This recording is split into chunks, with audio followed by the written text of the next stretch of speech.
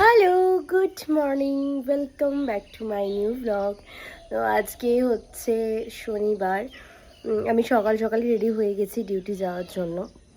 এখানে সবিকে ভীষণ জ্বর, খুব শরীর খারাপ, উঠতেই পারছে না, এত শরীর খারাপ, মানে খুবই জ্বর হয়েছে আর কি।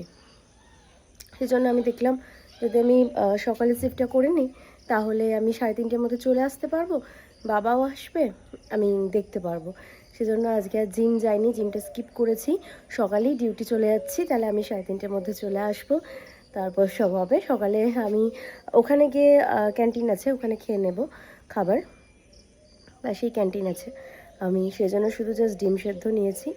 এখন যাব হচ্ছে একবার শিয়াদার কাছে, শিয়াদার দোকানে চাটা খেয়ে তারপর যাব হচ্ছে ইয়েতে, ডিউটিতে। ডিউটিতে গিয়ে ওখানে তো খাবার পাওয়াই যায়, ক্যান্টিনে খেয়ে নেব, আর দুপুরে এসে বাড়িতে খাবো। তো চলো, দিনটা এভাবেই শুরু হোক।